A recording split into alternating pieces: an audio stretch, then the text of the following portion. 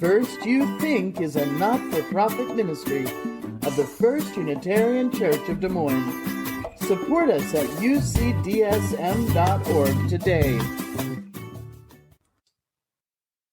The first reading is from Elizabeth Alexander from her poem Praise Song for the Day. This was the inaugural poem for President Obama's first term. Each day we go about our business, walking past each other, catching each other's eyes or not, speaking or not speaking. All about us is noise. All about us is noise and bramble, thorn and din, each one of our ancestors on our tongues.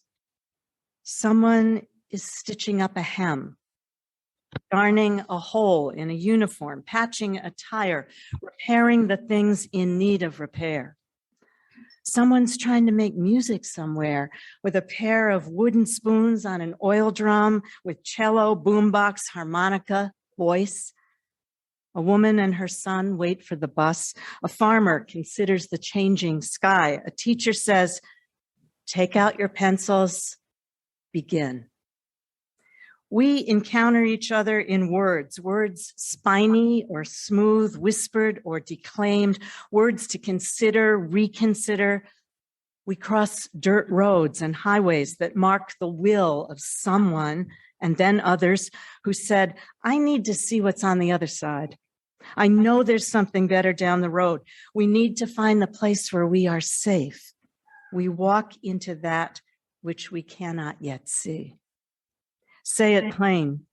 Many have died for this day. Sing the names of the dead who brought us here, who laid the train tracks, raised the bridges, picked the cotton, the lettuce, built brick by brick, the glittering edifices they would then keep clean and work inside of. Praise song for struggle. Praise song for the day.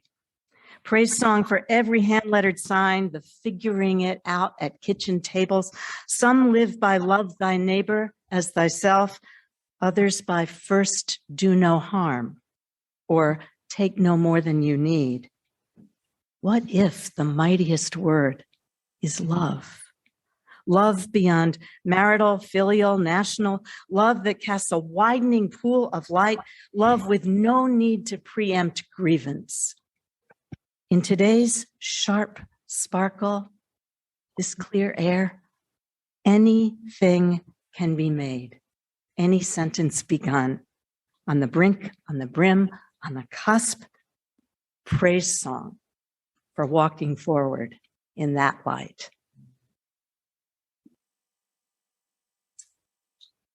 What do you do for your living? I knew a colleague once, now dead, who when I met him first was already very old. He was in his late 90s. He owned a little cabin in Maine that Ross and I rented every summer for a week when we lived in New England. And somehow it came out that not in our first year there, that Clive, the owner, had been a minister, a Unitarian minister. And he just let this kind of slip out one day. And I think it was another year, maybe two, before he told us that story. Eventually, we learned that Clive had grown up in Nova Scotia in a mining family, very poor. Somehow he got to Harvard for his divinity degree, and he took his first church, his only church, in the middle of the 1930s, on the tail end of the Great Depression, in a small town in Massachusetts. One day, the wealthiest member of his congregation paid a visit and said he knew Clive was letting union organizers hold meetings in the church basement. He said, "I'm the biggest donor in this church. I'm the biggest donor in every church in this town. There will be no unions here." But Clive held a meeting anyway, and the next Saturday night and on Sunday morning after church, he was fired. He spent the next 50 years in California organizing migrant workers, Black, white, Mexican. He mentored a promising young organizer named Cesar Chavez. Sometimes he was arrested, more than once he was beaten. And through it all, he held on to his Black preaching outfit. black suit, white shirt, string tie, black hat, and his pulpit robe. So when he came into a new town, he could be among the workers without raising any suspicions of authorities. He was just the preacher. And he did preside through those years, he said, over many christenings and marriages in those fields of apricots and lettuce and funerals for poor people with no place they could go. So we met him decades later on this lake in Maine.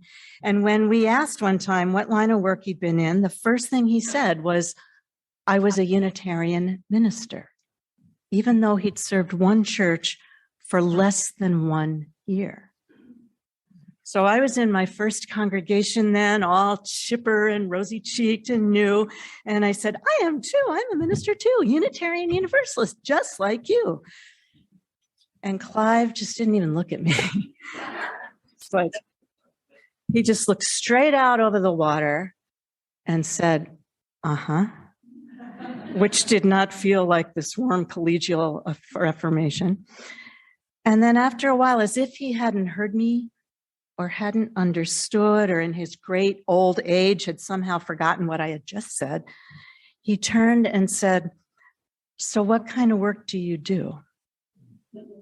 He had heard me, but what I'd said was meaningless to him because what I'd told spoke nothing of my work in the world or my calling in this life. To just say, I'm a minister, a Unitarian, or whatever, was to give him a title and a label, but it told him nothing about what I love, what I care about, what kind of courage I'd be willing to muster up when needed, what risks I might take, what I give my life and heart and soul to, what I think justice actually means and requires, and compassion and service, all of that. So what kind of work do you do? How do you make your living? How are you making a life? How is your paid job the same as or different from the real work that you're here to do in this real world? Who measures the worth of your work and by what currency? The questions persist, whether you're employed or unemployed or underemployed or retired. My father was a public school teacher. My mother worked through most of my childhood as a clerk in a department store.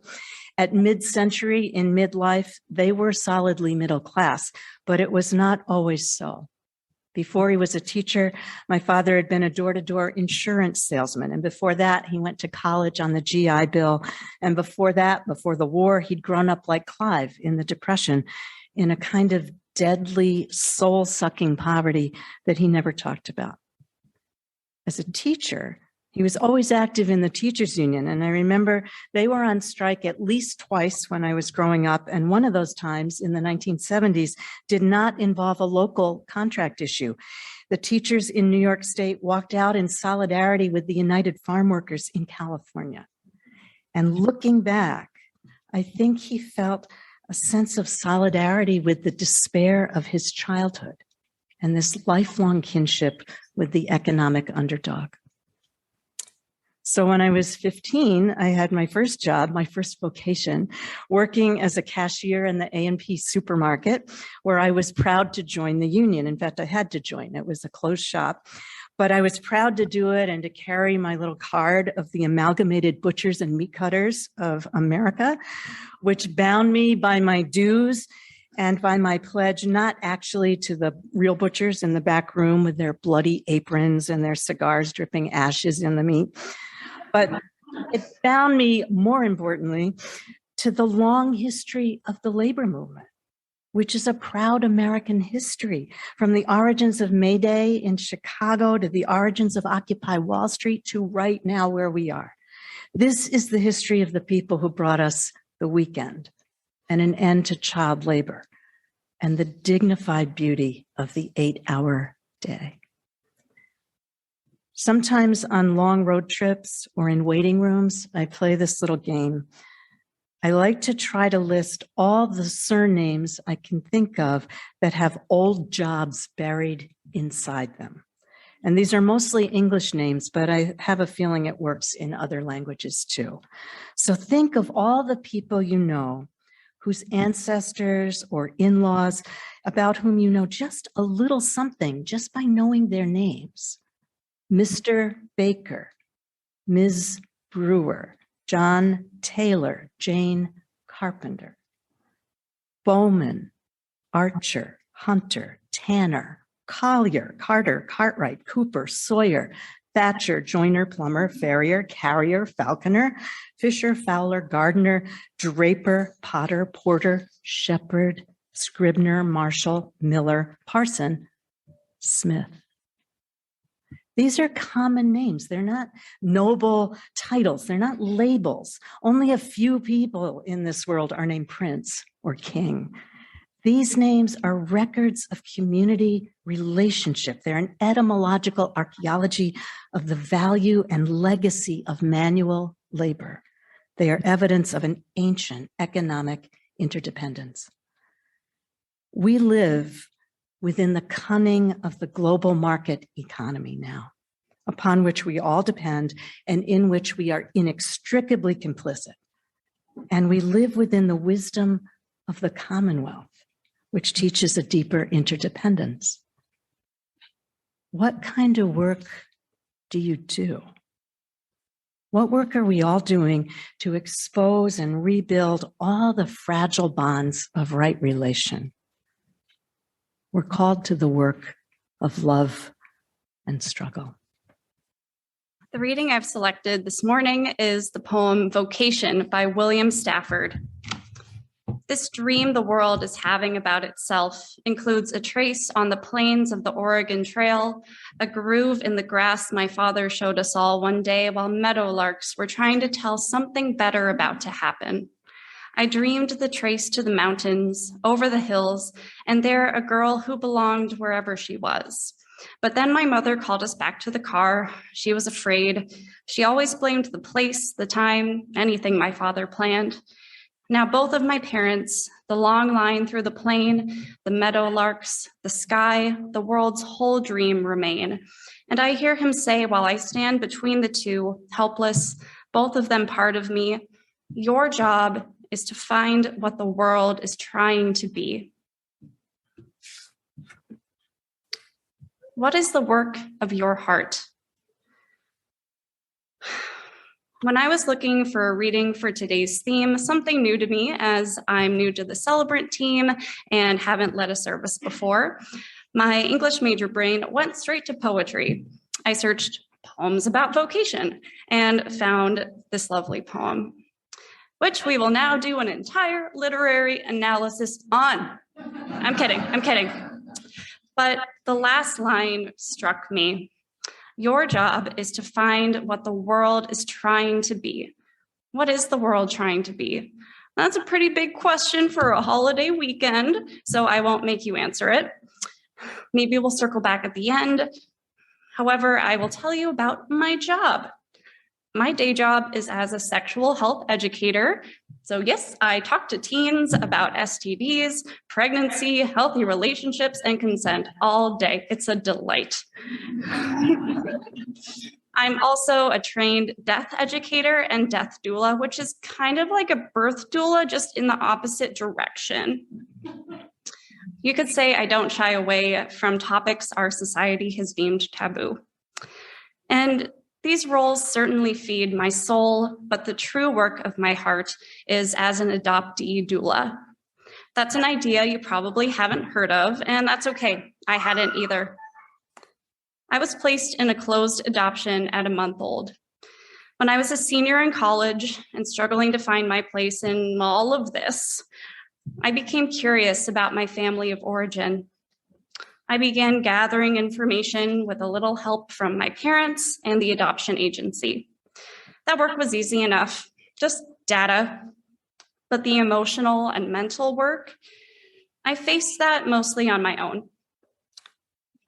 I was also working on my senior paper at the time, a personal essay about my search and reunion, which was work in and of itself. I was literally writing my story as it was unfolding. My reunion has been successful in that I've established relationships with both sides of my birth family. I'm especially close to my maternal Aunt Muriel. She was and is my best and most stable connection to my birth mother, Judy. Last May, 7 years into reunion, I finally met my birth mother in person. It was a short visit as she was on hospice. I saw her twice more before she died a month later. In the weeks after her death, I reflected deeply on my journey.